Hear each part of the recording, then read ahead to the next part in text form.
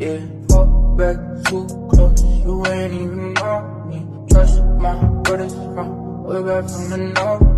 Ski in the ocean, spending like they owe me. Welcome back to the channel. It's your man Jelani, aka the Modern Maverick. And again, welcome back. Today I have a review for you.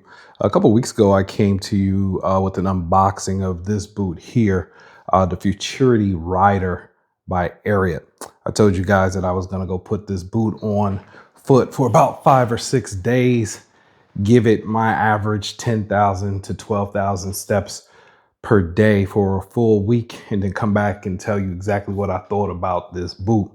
So here we are, and that's what we're going to do today. So let's just jump into a recap of this boot. Again, the model is the Ariat Futurity Rider. This boot is rough out, very attractive rough out in a copper burnt orange color.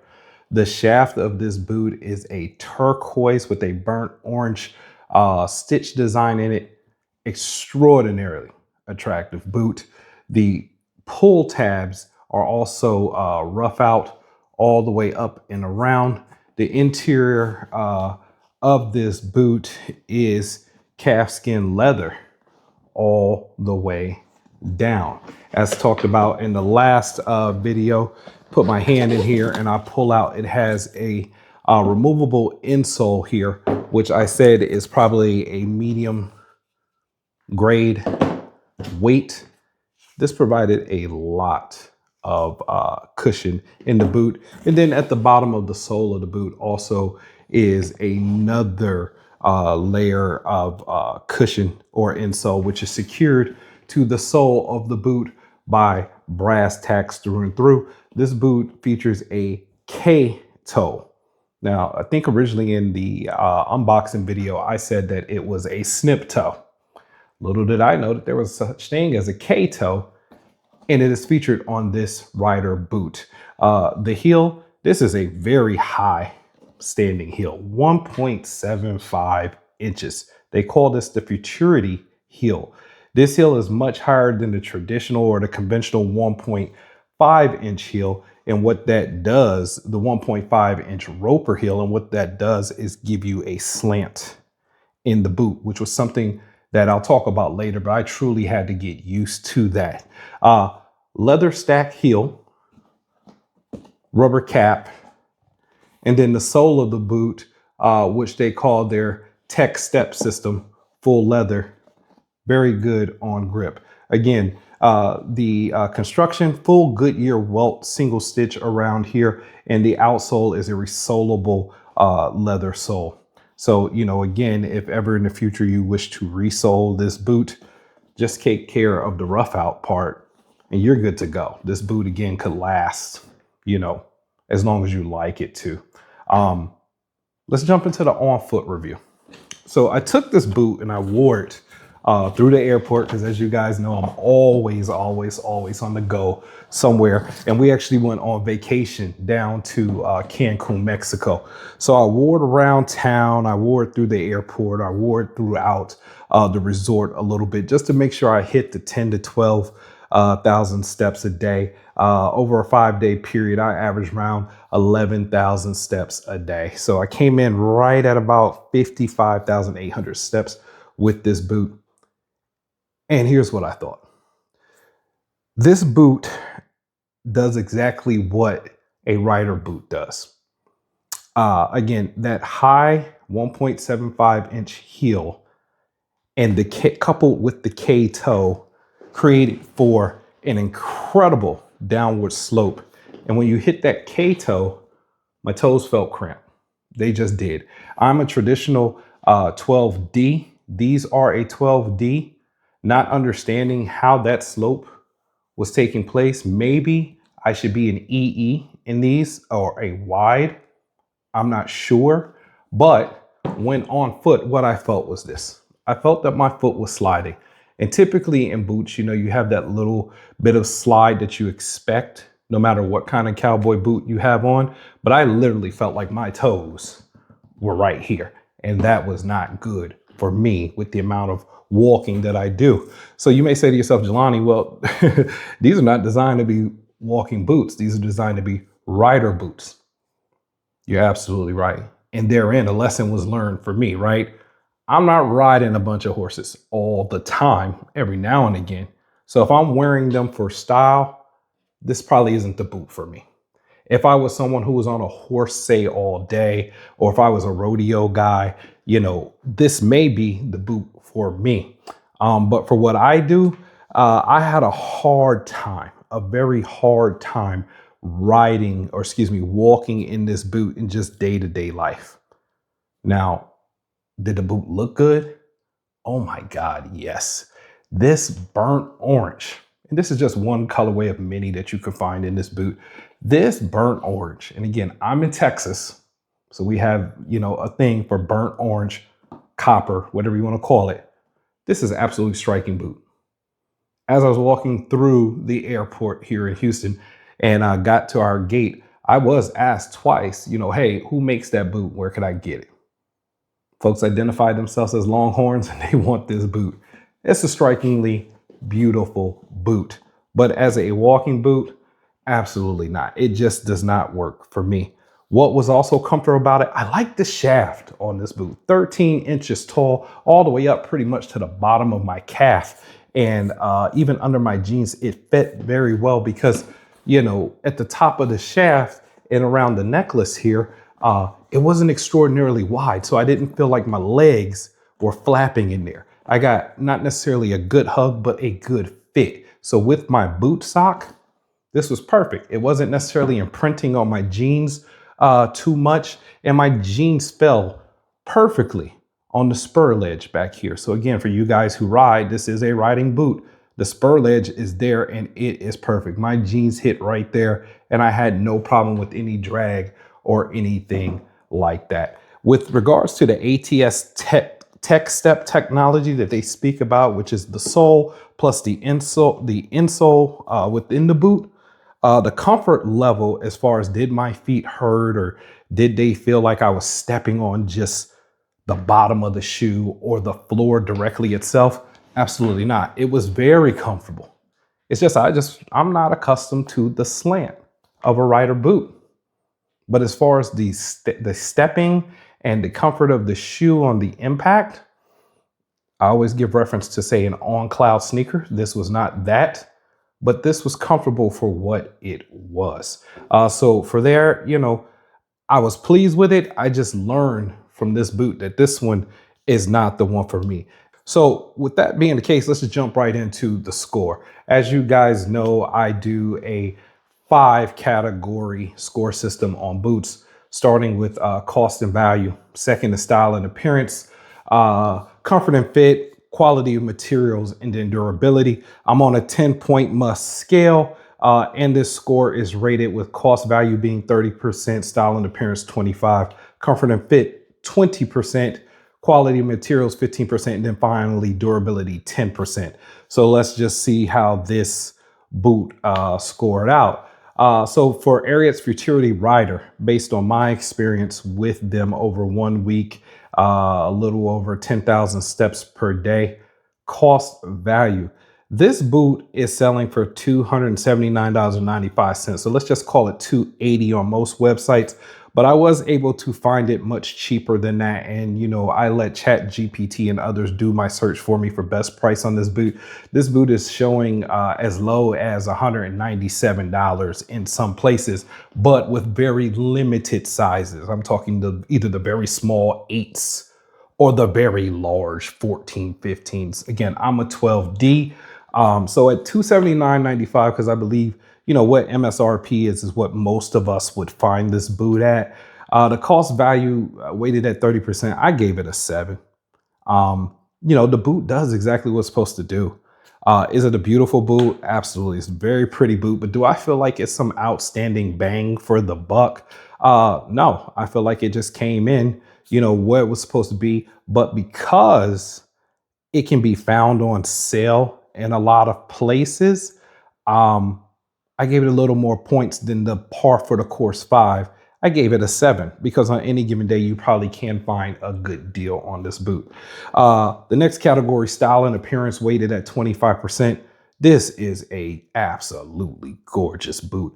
So I gave it a perfect 10. So they received all of their points there, weighted score of 25 points. Comfort and fit, again, just for my personal taste, I'm not accustomed to the rider boot. That slant wore me out, and I did not look forward to wearing this boot at all. But then again, I was supposed to be riding a horse in it, so it wasn't supposed to be used to walk through airports and all around.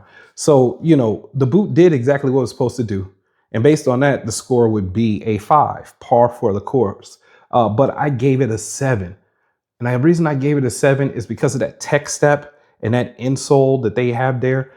It is very soft on the bottom of your foot. And for me, as I've said before, an old track guy, an old football and lacrosse guy, my feet are beat to shreds. So when I put something on, I nearly need to have that on cloud experience. And this provided very good cushion. I wouldn't call it Dan Post cushion. I wouldn't call it Ruho type cushion, but my feet did not hurt. My feet just felt cramped from the K-toe and the elevated heel. Again, I gave it a score of a 7. It did what it was supposed to do, but because of the tech step system and the additional insoles, the leather outsole, I gave it a 7. I gave it 2 more points on that. Quality of material, this rough out is thorough. I mean, when you feel it, it is soft and supple, but it has the thickness and the durability feel to it that you would get out of a different hide, maybe an elephant or something like that. I mean, this does not feel like if I took a nail, a knife, or a fork and did this, I'm not penetrating through that. This is some thick stuff, but it's also very supple. Look at that. Very, very supple. Bounce right back. Quality of materials, perfect 10 on this. Give them all 15 points to Ariat. That is a hell of a job with that. And then finally, durability. Because the materials are such high quality, spray these with the appropriate cleaner, dust them off, hit it with a nubuck brush, keep them clean, or even take them to a cobbler or dry cleaners and get them clean. And because, of this sole and the resolable leather outsole, the Goodyear welt, all of this can be replaced at any time. This absolutely could be an heirloom boot if you so chose, or it could just be in your closet and you could have it essentially forever. I'm going to keep this boot. I don't know how much I'm going to wear it. Football season's coming up, so I'm going to go to a lot of UT games. I do have a burnt orange Rodeo King 10X that probably will match this perfectly. I have a feeling that when I'm at the Texas Ohio State game the weekend of September 12th, in about a little less than a month from now, these will make an appearance along with that burnt orange hat. Again, a visually stunning boot. So when I take a look at all categories and I tabulate the scores that I give them, again, a 7 for cost value, a 10 for style and appearance. Comfort and fit, I gave it a 7. Quality materials, a 10. Durability, I gave it a 10. We weighed all the scores together. The score for this boot came out to an 85. A solid B plus. And I think this is what the boot deserves based on my experience in the boot. Again, I gave it more than par for the course in comfort and fit because the boot does what it's supposed to do, right? So there was nothing outstanding, nothing over the top, but then I gave it 2 more points because again, that tech step system is right on par with Dan Post. And Dan Post, for me, they are the standard when it comes to comfort and boots, right along with Ruho.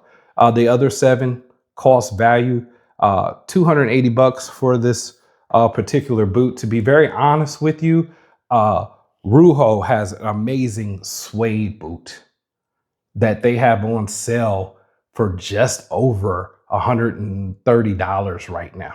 Now you say suede and rough out are not quite the same, but for the look, the feel and the durability of that Ruho boot, If Ruho had this burnt orange color, I'm jumping over there picking it up. Alpha Western Wear, another company that is putting out quality boots, has a boot this same color, $149. You have to deal with the broad square toe. You're not going to get a K toe. You may get a cutter toe. Their toes are going to be limited, but the cost is going to be way less. Way less.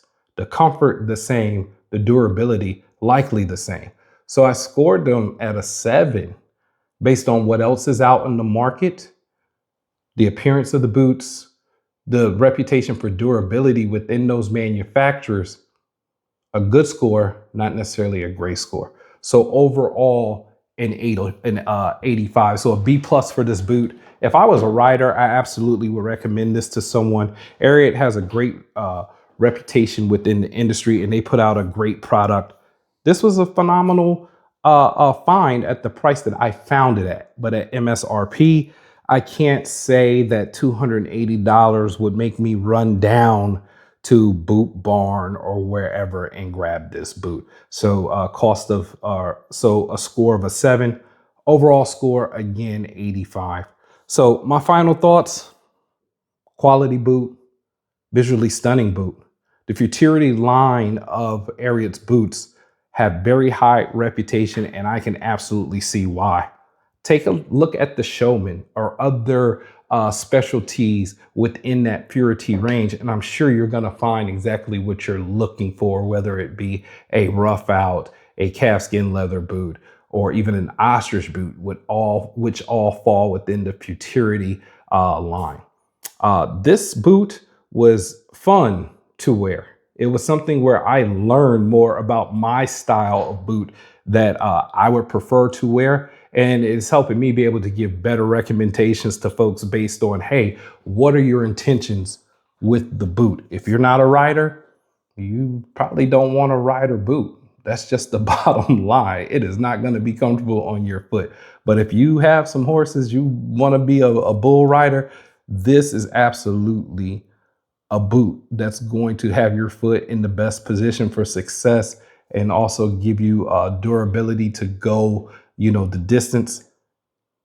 And they're damn good looking boots. So you are going to put on a show and a pair of these. So again, I appreciate you guys tuning in. If you like what I'm bringing to you, please do all the things on the socials: like, subscribe, share, tell your friends about it, so that these guys can tabulate all the numbers, do the math, and I can keep bringing this type of review to you. Ariat, great job with this boot. I look forward to reviewing another pair of your boots that are not rider boots. But again, great job with this one. Until next time, guys, keep booting.